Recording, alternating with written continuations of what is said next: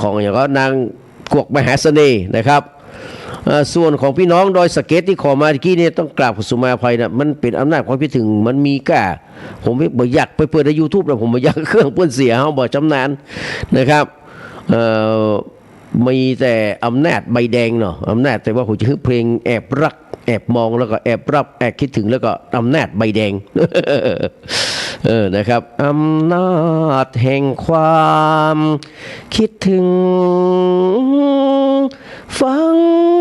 ตรึงมากับเพลงเนี่ยขอ4 ปีที่คอยนะพี่น้อง4 ปีที่คอยนะป้าดาก็ฟังนะป้าดาเนาะป้าดาเดี๋ยวก็จะฟังนะป้าดาต้องฟังเพลงของไพวันลูกเพชรเนาะไพวันลูกเพชรนะแต่ถ้าจะฟังธานินก็ฟังพร้อมกับพี่สมัยคนแม่ริมนะครับตั้งไว้แล้วแจกันรักแล้วก็นกขมิ้น12นะเดี๋ยวก็จะเปิดให้ป้าดาฟังนะใจเย็นๆนะป้าดานะมาถึงนะครับบทบรรณาการบทบรรณาการของหนังสือพิมพ์ไทยรัฐเปิ้นว่าพักทหารป้อมค่ายคนรุ่นใหม่พี่น้องภาพสะท้อนประชาธิปไตยแบบไทยๆพรรคการเมืองเกิดยากตายง่ายโดยเฉพาะป้อมค่ายการเมืองที่ถูกตั้งขึ้นเพื่อสืบทอดอำนาจรัฐประหารนะครับหรือที่เรียกกันว่าพรรคทหารหรือว่าค่ายท็อปบูธจะมีสูตรสำเร็จเดียวกันคือว่าการล่มสลายในเวลาประเมินมีอันจะต้องพังทลายไปตามอำนาจของผู้ก่อตั้งเสื่อมลงตามบารมีของผู้นำทหารมันเป็นอย่างนี้ทุกยุคทุกสมัยถ้าเป็นนักร้องก็คือไม่ทันได้เป็นอมตะนะครับไม่ทันได้เป็นอมตะนะถ้าถามว่าครูสุรพลตายไปแล้วอมตะแน่นอนฮะพองศรีวรุษตายไปแล้วอมตะแน่นอนผู้พวงดวงจันทร์อมตะแน่นอนนะครับแล้วก็หลายคนหลายท่านที่ตายไปเนี่ยเป็นอมตะแต่บางคนเขาบ่ตันได้เป็นอมตะเพราะเพื่อนก่อนบางคนบ่ตายก็ไม่ได้เป็นอมตะเหมือนกันเพราะว่ามันมาแบบกระแสเนาะเอาง่ายๆนะเพลงอย่างของเพลงที่ดังๆอ่ะอย่างฉันทนาที่รักอ่ะเพลงนี้เป็นอมตะนะครับเพลงนี้ไม่ต้องยอมเขาว่าเป็นอมตะนะฉันทนาที่รักเป็นเพลงแนวใหม่เนาะที่สุชาติเทียนทองผู้แต่งคือกับรักชาติสิริชัยนะพี่น้องเขาหูจักแน่นอนฉันทนาที่รักเนี่ยนะครับหูจักแน่นอนแต่บางครั้งเขาก็ลืมนะครับลืมนะจำได้ว่าเป็นเพลงนะฉันทนาที่รักเนี่ยปิดไฟใส่กลองนี่นะครับจำได้อยู่แน่นอนนะครับแล้วก็เพลงเห็นหลายๆเพลงอย่างเพลงเหมือนข้าวคอยคิวเนี่ยนักร้องไม่ได้เป็นอมตะพี่น้องแต่เพลงเนี่ยเป็นอมตะขึ้นมาเมื่อใดไผเอามาฮ้องก็ทุกคนไม่ได้กึศถึงนักร้องคนแรกที่เพิ่นฮ้องนะครับเขาจะมากึศเลยเขาจะมาก็ว่าเพลงอย่างเดียวเนี่ยนี่ถือว่าเพลงเป็นอมตะแต่นักร้องไม่เป็นอมตะไปเลยแต่ถ้าเป็นครูสุรพลเนี่ยครับเพลงอย่างปุ๊บพหูเลยว่าในครูสุรพลเปื้อนเป็นอมตะทั้งเพลงและอมตะทั้งตัวนักร้องคนก็ได้จำตลอดวันนี้เนาะแม่พองก็เช่นเดียวกันของเพลงนี้เป็นเพลงแม่พองแน่นอนแล้วก็นึกถึงแม่พองนะฮะพึ่งพวงดวงจันทร์ก็เช่นเดียวกันบางครั้งมันจะเป็นเพลงเพื่อนก็มีนะเอาเพลงเพื่อนมาฮ้องก็ยังนึกถึงพึ่งพวงดวงจันทร์เพราะว่าเพื่อนเป็นอมตะทั้งเสียงเพลงและคนร้องยอดรักสลักใจก็เช่นเดียวกันนะครับเป็นอมตะนะครับทั้งเสียงเพลงและคนร้องอย่างเพลงที่ผมเปิดไปก็เช่นเดียวกันครับแกงคอยพี่คอยเหมือนดังชื่อแกงเกลียดสุดเกลียดอันนี้ดัง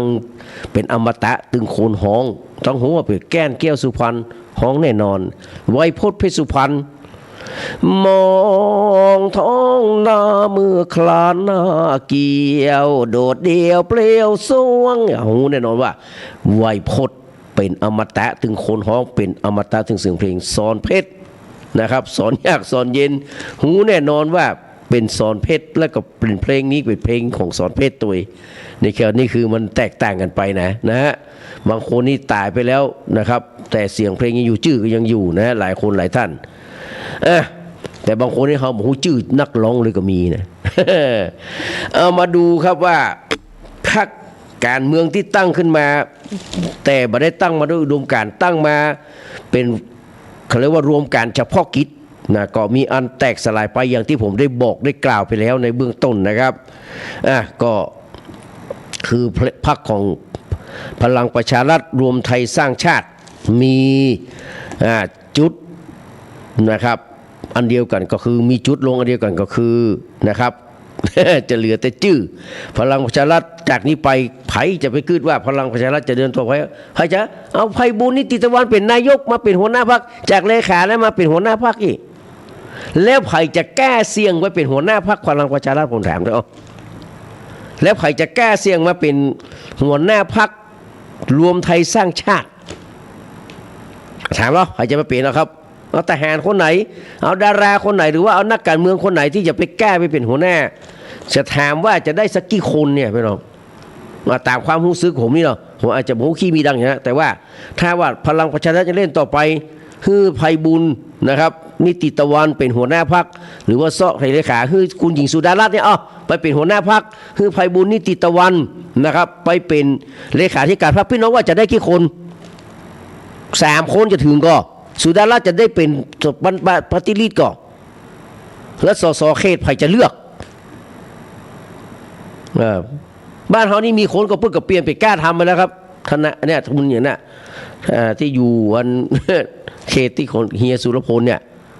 ไปแล้วนะครับเปิ้นไปอยู่พวกอยู่กล้าทำแล้วก็คือเพื่อไทยนี่แหละก็ไปอยู่กล้าทำแล้ว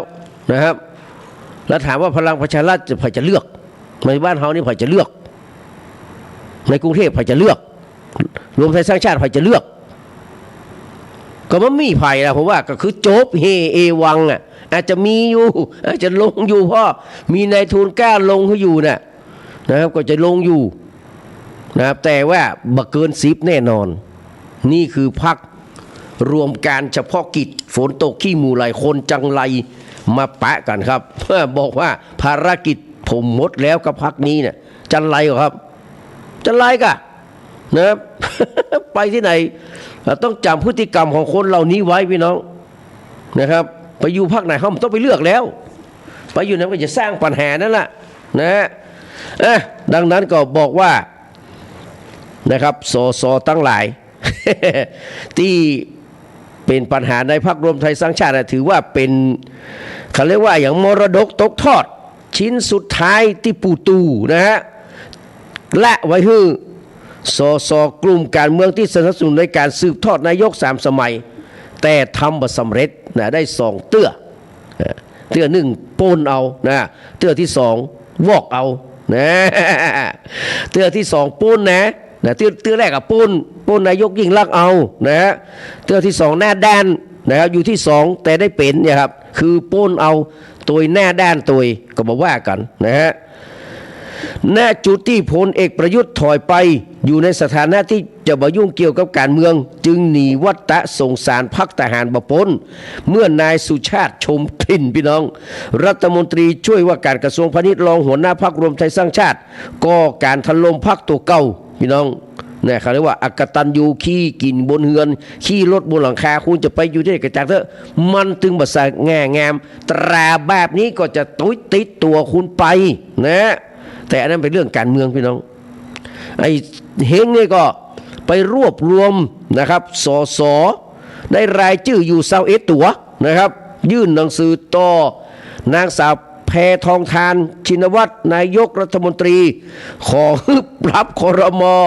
ในโควต้าพรรครวมไทยสร้างชาติ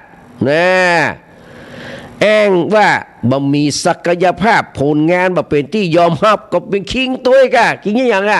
คิงเป็นรัฐมนตรีช่วยกระทรวงพาณิชย์คิงอย่างคิงก็บอกว่าไอ้คิงรัฐมนตรีกระทรวงอุตสาหกรรมก็ไปแข่งผลงานกับอธิบดีกรมอย่างสักอย่างเนี้ยกรมมลพิษกรมอย่างสักอย่างเนี้ยกรมแรงงูอย่างนั้นพวกนี้แล้วก็ศิลพันธ์นี่มันถึงแซ่คนเดียวมันครับผมศิลพันธ์มันให้จะมีกุญซือแซ่ที่สักตีมันให้ไปฟังคำสั่งคำอย่างจากไผ่มดมันไปเนี้ยไปเลยศิลพันธ์นี่โต้ไผ่ไม่ได้นะฮะภาพ เดจาวูนะซ้ำไปซ้ำมาในกงล้อประวัติศาสตร์รวมพรรครวมไทยสร้างชาติหนีบพ้นสภาพเดียวกับพรรคพลังประชารัฐฐานสืบทอดอำนาจคสช.ที่แตกเป็นเสี่ยงพรรคสามัคคีธรรมฐานอำนาจทหารรสช.นะครับหัวหน้าใหญ่ตายแล้วครับล่าสุดเนี่ยผู้สินดาคาประยุนนะครับตายก็มีแค่คนเจ๋งพี่น้องโอ้ยตายก็มีแค่คนเจ๋งเนาะเนี่ยมันผลแงนะผมนี่บอกฮู้ซื้อฮู้สาด้วยเด้อนะครับเพราะสมัยแต่ก่อนนี่ผมเขียนไว้นะครับในสมัยผมทำงานที่เชนแอร์นะก่อนนะครับในปี34-35เนี่ยผมแต่งกรด่าอยู่หน้าผู้จัดการบอกคือเอาลงนะครับนี่บอกฮู้ซื้อฮู้สานะครับการตายของจินดาคาประยูนนี่นะครับบ่มีคำคอมเมนต์จากผมสักคำพี่น้องนะพอก็ปูเอกเปรมที่ตายนะครับมันมีคอมเมนต์นะฮะดังว่าหรือลึกไปนานกว่านั้นก็คือพรรคเสรีมนังคศิลาที่ผมบอกเลยเนาะนะครับยุคเผด็จการจอมพลป.พิบูลสงครามป้อมค่ายทหารที่ล่มสลายตามผู้นำที่หมดอำนาจนะครับพี่น้องอยู่ได้ก็ครับจอมพลป.ต้องหนีไปทางกัมพูชาเข้าไปอยู่ที่ฝรั่งเศสพี่น้องนะโอ้มันมาได้นะครับแล้วก็เป็นผลการตัวมาจอมพลสฤษดิ์ธนรัตน์ผู้วัดรอยเท้าจอมพลป.ก็ตายบดีพี่น้อง ตามธรรมชาติของพรรคนะครับที่ไร้อุดมการณ์ก็เกี่ยวกับเป็นแกนกลางยึดลักพรรคทหารเกิดง่ายแต่ใจทรัพยากรนะทุนบวกอำนาจปลายกระบอกปืนต้อนเสือสิงกระทิงแรดมันไม่ใช่เสือสิงกระทิงแรดครับต้อนควายต้อนหมูนะครับ หมูนักเลือกตั้งอาชีพนะเข้ามารวมกันเฉพาะกิจเมื่อถึงจุดพังภาพก็กลายเป็นซากปลักหักพังเหมือนกับถึงสตงแต่ว่าก็ไปทำบุญที่สตงนะครับท่านผู้ว่ามนเทียนด้วยนะ ได้รับเมตตาธรรมนะครับจากเจ้าคุณพระประชานาถมุนีดร.วิปัสสมาธุระเจ้าคณะอำเภอกัลยาณิวัฒนาเจ้าอาวาสวัดดอนจันทร์นะครับที่เพื่อจะเอาจุ๊บเนี่ยมาให้อาจารย์พอวรินทร์มาเปิดในช่วงเวลาว่างกันว่าเอาแค่กัวว่าละอ่อนมาสมัยใหม่มันบักกึดแล้วนะพอมันบักกึดที่สังคมมันจะล่มสลายมันมีศาสนามันมีพ่อแม่มันมาฟังกำไผ่มันจะเอาเนี่ยแปะประทุนมันก็ตีประทุนเนี่ยก็เนี่ยแล้วก็มีพรรคการเมืองบางพรรคที่ใจอย่างยะมีศาสนาอ่ะมันน่ากลัวเพิ่นว่านะเพิ่นก็เลยเอามาฝากท่านผอ.วรินทร์ว่าฟังว่างก็เปิดขึ้นแค่กำเนิดนะดีกับมาฟังแค่กฎแห่งกรรมว่า ดังนั้นครับพรรคทหารเกิดง่ายนะเกิดง่ายตายง่ายเนาะนะครับลุ่มแย่งชิงผลประโยชน์เฉพาะหน้ากันนะครับปดเต้าพอมาตายแล้วเห็บออกบะเบอะโดยกระบวนการก่อเกิดกำเนิดไปนะครับก็เลยล่มสลายพรรคทหารป้อมค่ายทหารการเมืองทอดบุตรเพราะว่าจะเป็นยุคไหนก็ตามแต่นะครับมันก็มีสภาพอันเดียวกันเพราะเป็นพรรคที่ไม่มีอุดมการณ์เช่นเดียวกับคนนะที่บ่มีอุดมการณ์พี่น้องเป็นคนที่ไร้ค่ามากๆพรรคการเมืองนี้ก็เป็นพรรคที่ไร้ค่านะครับพอผู้นำมันมีอำนาจวาสนาแล้วนะครับก็ไปต่อบ่ได้ละนะครับ จบเฮเอวังดังนั้นก็อยากจะเป็นพรรคการเมืองที่นะครับเป็นสถาบันก็ดีเป็นกระดาษเมืองก็ดีต้องนึกถึงประชาชนไว้เป็นอันดับแรกก่อนนะตะกี้ก็ค้างการบ้านนะครับสำหรับพระพุทธศาสนานะครับเปิ้นใจเนอะพี่ไอ้นะครับที่เป็นพิธีกรนะครับตังกองปพันเจ็ดเนาะนะครับค่ายทหารพุทธศักราชนี้นับตั้งแต่พระพุทธเจ้าเสด็จขันธปรินิพพานได้1 ปีเนอะนะครับนับตั้งแต่พุทธเจ้าเพิ่นได้เสด็จขันธปรินิพพานไป1 ปีนะครับถึงได้ใจพศนะครับแต่บางประเทศนะครับเพิ่นอาจจะเริ่มตั้งแต่พุทธเจ้าเสด็จขันธปรินิพพานอย่างประเทศ ศรีลังกาพม่าเนี่ยเพิ่นรับนับในแต่เฮานี่นับหลังจากที่1 ปีนะครับคือแต่เดิมนั้นเพิ่นนับเอาวันเพ็ญเดือน6หรือว่าเดือน8ในเฮาเนี่ยนะฮะเป็นวันเปลี่ยนศักราชต่อมาเปลี่ยนแปลงเอาเป็นวันที่1 เมษายนนะครับแล้วต่อมาในสมัยนะครับรัชกาลที่8นะครับคือพระบาทสมเด็จพระอนันทมหิดลนี่นะเปิ้นทรงกรุณาโปรดเกล้าให้เปลี่ยนนะครับวันขึ้นปีใหม่นับตามแบบสากลก็คือวันที่1 มกราคมเป็นต้นไปนี่ก็คือนะครับการใช้พระพุทธศาสนานะครับในประเทศไทยเรานับจาก1 ปีเสด็จขันธปรินิพพานแต่ที่พม่าศรีลังกานี่เปิ้นนับตั้งแต่ปีแรกวันแรกปีแรกที่พระพุทธเจ้าเพิ่นเสด็จขันธปรินิพพานเลยนะครับมาฟังเพลงของพี่ซิสมัยเนอะนะครับ3 เพลงเนี่ยเป็นของธานินทร์อินทรเทพนะครับบรัมได้เปิดเหมือนกันครับแจกันรักนะครับแจกันรักนี่น่าจะเป็นของครูพยงมุกดาเป็นคนแต่งนะรู้ได้เพลงพระราชทานตัวนั้นนะครับแล้วก็นอกเขามี1 2นี่น่าจะเป็นทวีพงษ์มณีนินนะครับมาฟังเลยเนอะนะครับ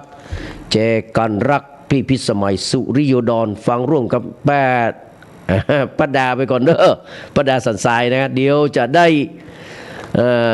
ด้เปิดพุทธของไพวันลูกเพชรท้ายๆเนอะนะครับ